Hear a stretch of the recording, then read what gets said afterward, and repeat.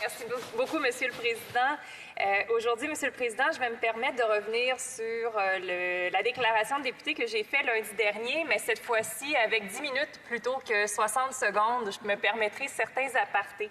La déclaration que j'ai faite ce lundi portait notamment sur la question des délais en matière d'immigration, lesquels étaient déjà extrêmement longs avant le début de la pandémie et lesquels sont maintenant encore plus problématiques puisqu'ils ont des impacts négatifs encore plus dramatiques sur les vies des familles qui sont privées des leurs et de leur soutien puisque les demandes prennent encore plus de temps à être traitées et à être entendues.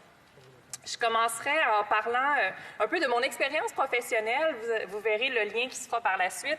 Avant de devenir députée, j'ai eu une courte mais bien remplie carrière comme jeune avocate et j'ai entre autres travaillé sur des dossiers d'enlèvement international d'enfants.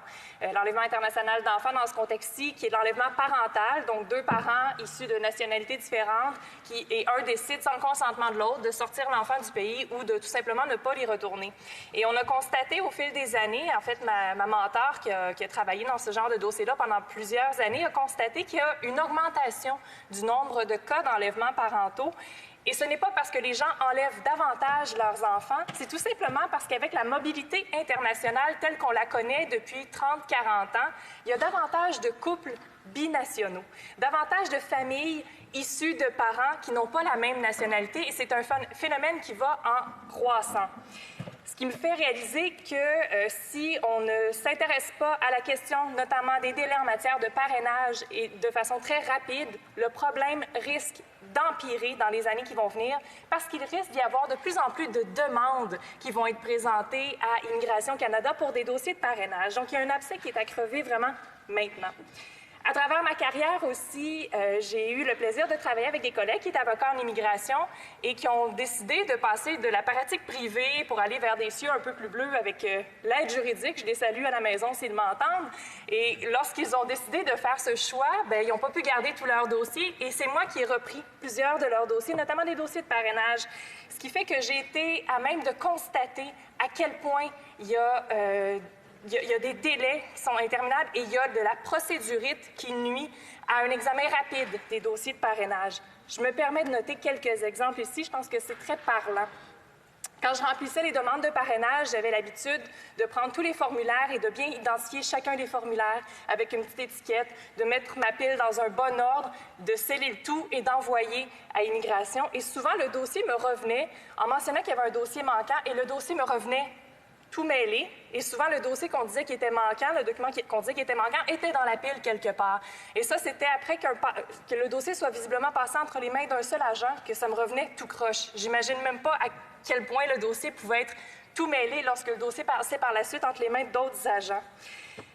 Il y a souvent aussi un problème qu'on constatait, c'est que la liste de contrôle pour les éléments qui sont nécessaires pour évaluer un dossier, on la remplissait, on envoyait le dossier, l'agent vérifiait la liste de contrôle, élément par élément, et dès qu'il tombait sur un élément manquant, retournait le dossier au complet, on rajoutait le document manquant, on retournait le dossier, l'agent continuait à passer à travers la liste, trouvait un autre document manquant, retournait le dossier, on renvoyait le dossier avec le document manquant. Entre-temps, un formulaire n'était plus à jour, on nous demandait de retourner le dossier avec le nouveau formulaire à jour. J'ai eu des clients qui étaient en France, c'était pas si mal pour les signatures des documents. J'ai eu des clients qui étaient en Iran, c'est un petit peu plus compliqué de faire signer les documents. J'ai eu un client qui était militaire dans la jungle, en Amérique centrale, avec pour seul moyen de communication qu'un téléphone satellite. Lui faire signer des documents, Monsieur le Président, ça a été un enfer, et simplement parce que les agents ne prenaient pas le temps de passer à travers la liste au complet avant de retourner le dossier. J'ai même soulevé ce problème-là en comité parce qu'il me semble que les agents devraient ouvrir le dossier sur réception parce qu'on crée une fausse impression que les dossiers sont traités plus rapidement qu'ils ne sont. Ça peut prendre parfois jusqu'à 1 an avant que le dossier soit réellement ouvert et par la suite, on dépasse souvent le délai de 12 mois, mais on calcule que c'est un délai à partir de l'ouverture qui a été causé, mais dans les faits, les familles attendent depuis beaucoup plus longtemps que ça avant de voir leur dossier traité. Il y a aussi des problèmes avec le fait que les dossiers sont papier. Il m'est arrivé, malheureusement, à l'occasion de recevoir un dossier qui n'était pas à moi, qui était pour un client que je ne connaissais pas du tout, ou de recevoir un de mes dossiers, mais avec des documents d'un autre dossier. Et j'ai entendu aussi des histoires d'horreur, par exemple, avec les dossiers papier. Un bureau de traitement des visas à l'étranger, quand il a fermé pour déménager, on a tiré une filière et on a trouvé des dossiers qui étaient tombés derrière et qui étaient là depuis 10 ans. Donc, il y a vraiment un problème avec la question des dossiers papier. Et c'est encore plus criant dans le contexte de la crise de la COVID, parce qu'avec des dossiers papier, les agents n'ont pas pu faire de télétravail. Donc, les dossiers ont continué à stagner pendant plusieurs mois, ajoutant au délai qu'on connaît déjà. Donc ça, c'est quelque chose qu'il faut absolument qu'on revoie rapidement. C'était déjà très problématique avant la crise, ça l'est davantage. Il faut donner un coup de barre au niveau de la numérisation des dossiers. Il y a d'autres choses que la crise doit nous avoir appris aussi, c'est qu'il y a beaucoup de choses qu'on peut faire à distance. On l'a vu, le ministère de l'Immigration et de la Citoyenneté a commencé à tenir des séances d'assermentation par vidéoconférence pour les nouveaux citoyens. À la fin d'un dossier de parrainage, il y a souvent une entrevue qui est requise pour qu'on puisse attester de l'authenticité de la relation parrain-parrainé. Pourquoi est-ce que ça ne pourrait pas se faire par vidéoconférence également? La question se pose. Et ça réglerait un autre problème qu'on connaît depuis bien longtemps avant la crise, qui est la situation qui a lieu présentement avec Cuba. Le bureau qui a fermé à la Havane, où on ne peut plus passer d'entrevue en personne. On demande aux gens de se déplacer soit vers Mexico City ou soit vers Trinidad et Tobago pour passer leur entrevue de fin de dossier de parrainage, le fameux landing qu'on appelle. Il me semble que ce serait un bon moment pour se dire, ça réglerait le problème, qu'on puisse commencer à traiter les dossiers de résidents permanents en ayant une partie vidéoconférence. Ça s'est fait pour les dossiers de citoyenneté et les octrois de citoyenneté, les cérémonies d'assermentation. Et nous, on a connu Zoom comme avocate en droit de la famille internationale bien longtemps avant la crise, puisque les dossiers d'enlèvement sont souvent traités de façon très rapide, avec des dates rapprochées. Nos clients ne pouvaient pas toujours se présenter pour leur audience et on fonctionnait par Zoom. Si les tribunaux civils du Québec peuvent le faire, il n'y a pas de raison qu'un agent des RCC ne puisse pas le faire. Donc, avec tout ça, Madame la Présidente, maintenant, je vous soumets que le dossier de porte-parole que j'ai présentement comme porte-parole à l'immigration, et sans vouloir rien enlever à mes collègues, c'est probablement le plus beau des dossiers parce que c'est un des plus humains. Mais malheureusement, c'est aussi un des plus crève-cœurs. Depuis lundi, je reçois énormément de commentaires sur ma page Facebook où les gens nous rappellent à quel point c'est difficile de vivre sans leur famille, à quel point c'est difficile pour des jeunes enfants, dans les périodes de cristallisation de leurs apprentissages, de vivre sans un de leurs deux parents, à quel point c'est difficile dans un contexte de pandémie d'être séparé de ses proches. C'était vrai avant la crise, c'est encore plus vrai depuis la crise. Je vous soumets, Madame la Présidente, que la façon dont ce dossier-là doit se gérer, la question des délais, c'est certainement de façon collaborative. Je doute que ça fasse l'objet vraiment d'une prise de position politique où on va se battre bec et ongle, chacun des partis, pour une position différente. Je connais aucun de mes collègues qui va dire « Non, il me semble qu'il faudrait que les délais soient beaucoup plus longs pour le traitement ». Ce qu'il va falloir qu'il se fasse, c'est donner un coup de barre, donner un coup de cœur et décider de façon collective d'en faire une priorité, de faire que les dossiers d'immigration, on y mette plus d'effectifs et donc plus d'argent. C'est quelque chose que je souhaite voir lorsqu'il y aura un prochain budget qui sera présenté, puisque celui du mois de mars, on ne l'a pas vu encore. Je souhaite qu'il y ait un montant qui soit investi pour qu'on puisse régler les arrérages des dossiers qui sont présentement massifs et qui ne vont aller qu'en augmentant, et qu'on puisse s'assurer d'implanter un système informatique dans le futur qui permettra de régler beaucoup des problèmes. Avec tout ça, je n'ai même pas touché la question des travailleurs migrants qui a été problématique pendant la crise. Je n'ai pas touché la question de la gestion des dossiers de réfugiés qui ont aussi été problématiques durant la crise. Je n'ai même pas abordé la question des dossiers des étudiants étrangers.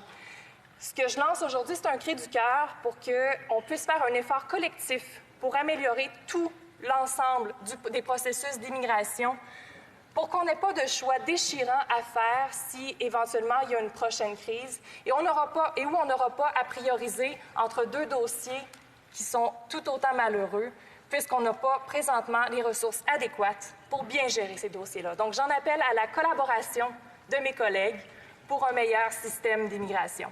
Merci, Madame la Présidente. Questions et commentaires à l'honorable député Drummond. Je ne me suis pas trompée cette fois-ci? Non.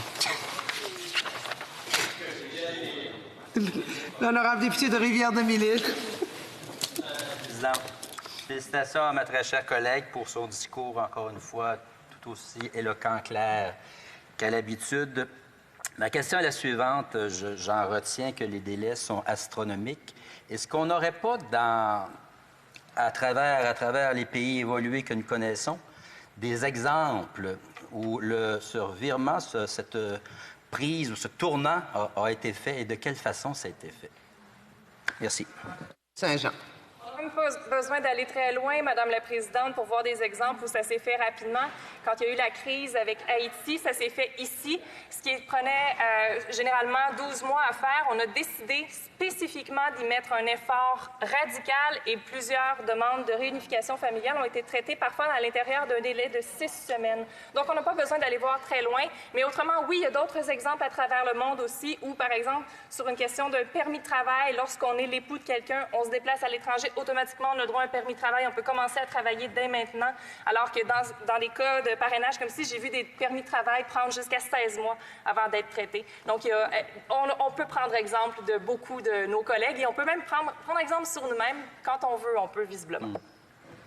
Des commentaires, l'honorable député de Lac-Saint-Louis. Merci, Madame la Présidente.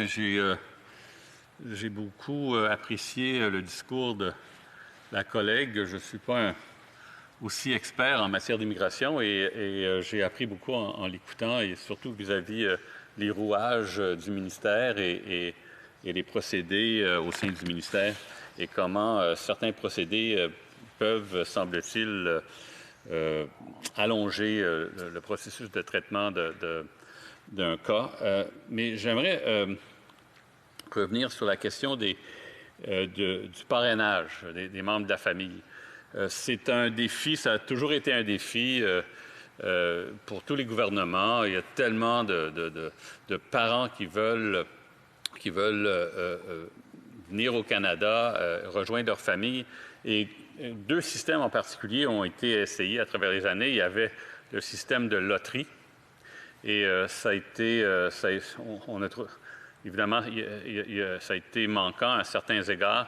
Donc, on a remplacé avec un genre de système à travers une page Internet, premier arrivé, premier servi. Et là aussi, il y a eu des embûches. Alors, j'aimerais connaître un peu la vision de la députée, étant donné toutes ses connaissances du domaine. Par rapport à quelle solution elle envisage à ce problème qui, comme j'ai dit, est longtemps un défi. Député de Saint-Jean. Je remercie beaucoup mon collègue pour la question. Je n'ai pas la prétention d'être une experte en immigration. Cependant, je sais qu'il faut faire une différence entre le parrainage de conjoint-conjointe et le parrainage de parents-grands-parents. Dans le cas des parrainages de parents-grands-parents, c'est qu'il y a un quota qui a été mis par le gouvernement et c'est pour ça qu'on a un système de loterie ou de sélection qui existe, alors que ce n'est pas le cas pour les parrainages de conjoints. Il n'y a pas de limite. Quant au parrainage de conjoints, il y a une différence à faire entre les deux. Si j'avais quelques recommandations, par contre, à faire au niveau des parrainages de parents-grands-parents, puisque c'est la question qui est posée, contrairement au parrainage de conjoints, en tout cas pour le Québec, il n'y a pas d'évaluation de la capacité financière du conjoint. Ce n'est pas nécessaire de faire la preuve qu'on a les reins assez solides pour parrainer son conjoint. Dans d'autres provinces, il y a des montants qui sont mis. Au Québec, il faut simplement ne pas être sur l'aide sociale. Dans le cas des parents-grands-parents, il faut faire la preuve qu'on a suffisamment d'argent, de revenus pour assurer la subsistance de nos parents-grands-parents pour une certaine période. Et malheureusement, avec le principe de la loterie, une des choses que j'ai remarquées, c'est que tout le monde peut appliquer à la loterie sans qu'on ait préalablement validé s'ils étaient capables financièrement ou à tout le moins fait une évaluation sommaire de leur capacité financière, ce qui fait que j'ai rempli, dans certains cas, des demandes de parrainage pour des parents-grands-parents en sachant très bien qu'elle allait ultimement être refusée sur la base d'évaluation financière et que ces gens-là prenaient la place d'autres gens qui auraient pu parrainer leurs parents, grands-parents. Donc déjà, cette simple pré-analyse-là pourrait être une amélioration. Quant au système à utiliser, je pense qu'il y a beaucoup de débats à y avoir. Est-ce que la loterie est une bonne chose, considérant les systèmes informatiques qui ne sont pas les mêmes à travers le monde? On crée un avantage pour ceux qui ont un accès à Internet plus rapide. Il y a plusieurs choses qui sont à revoir, mais déjà, une présélection au niveau financier serait intéressant à analyser. Des commentaires, l'honorable député de Drummond. Merci beaucoup, Madame la Présidente. Je félicite ma collègue pour son discours. J'invite d'ailleurs mon autre collègue de Lac-Saint-Louis à faire appel avec ma collègue de Saint-Jean en matière de ces dossiers d'immigration qu'il pourrait avoir dans son comté. C'est une collègue très efficace qui fait débloquer les dossiers. Alors, n'hésitez pas, elle est très efficace et très parlable. Comme plusieurs des collègues de cette Chambre, Madame la Présidente, j'ai dans mon comté de Drummond plusieurs cas qui tardent, plusieurs cas qui traînent en matière d'immigration. Et certains de ces cas-là sont un peu crève-cœur parce qu'on parle de réunification familiale. Dans certains cas, des dossiers qui traînent depuis des années, près de 10 ans dans un cas particulier, une Madame Gaudreau, dont le conjoint est cubain et qui ont un enfant qui a d'ailleurs des besoins spéciaux ici à Drummond. Son dossier traîne en longueur comme c'est incroyable. Un autre cas d'une autre dame qui a un bébé avec son conjoint cubain, avec qui elle partage du temps de voyage occasionnellement, mais depuis quelque temps, ce monsieur-là n'est même plus capable d'avoir un visa de voyageur parce qu'on pense qu'il ne voudra pas requitter vers Cuba. Bien, il y a un enfant ici. On peut peut-être présumer qu'effectivement, il va peut-être avoir envie d'essayer de faire des démarches pour rester auprès de sa famille. La question, là où je veux en venir, et la question que je pose à ma collègue, c'est j'ai l'impression qu'il y a une mauvaise perception très souvent des demandeurs de visa et des immigrants potentiels. Et je me demande s'il n'y aurait pas une perception à faire changer, à faire évoluer, s'il n'y aurait pas des mentalités à faire changer dans tout le processus de demande des immigrants. Alors, je voudrais entendre ma collègue là-dessus parce que c'est quelque chose que je commence à trouver vraiment préoccupant avec mes commettants particulièrement. Et de Saint-Jean. Je remercie mon collègue de ne pas du tout m'avoir mis de pression au niveau de la gestion et le règlement des dossiers. Sur la question des parrainages pour des parrainés qui ont besoin ou n'ont pas besoin de visa pour venir ici, effectivement, il y a un enjeu et on le voit pendant la crise. Les parrainés qui viennent de pays où le visa n'est pas nécessaire peuvent actuellement venir rejoindre leur famille alors que les parrainés, par exemple, d'endroits comme Cuba ne le peuvent pas. Et c'était le cas avant la crise aussi. La COVID n'a pas créé cette situation-là. C'était déjà le cas. Il y a des suggestions qui ont été faites à l'effet, par exemple, de créer un visa spécial pour ces gens-là. L'idée est à creuser, mais j'y vois par contre quelques effets potentiellement pervers, mais je pense que c'est une idée qui est à analyser. Dans les effets pervers, ce que je pourrais voir, c'est qu'on suggérait pour ces genres de visas-là qu'ils soient émis après qu'il y ait une enquête sur les antécédents de sécurité, après qu'il y ait eu une évaluation de la relation comme étant authentique, après qu'il y ait eu une acceptation du parrain au niveau financier. Je me dis, si ça prend tout ça pour faire le visa, bien pourquoi est-ce qu'on ne traite pas tout simplement directement la question du parrainage? Ces étapes-là ayant déjà été faites pour l'obtention du visa, il ne reste pas grand-chose. Le parrainage, la question du parrainage à ce moment-là est pratiquement vidée.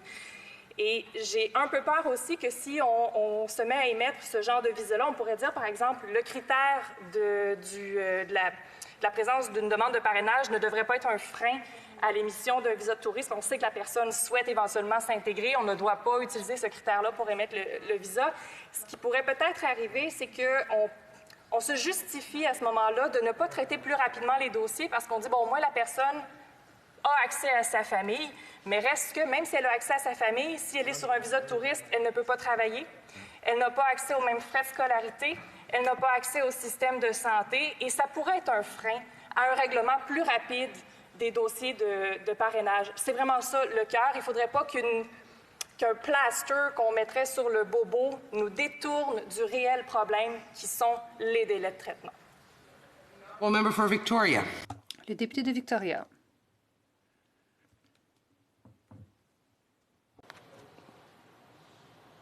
The honourable member for Victoria. Le député de Victoria.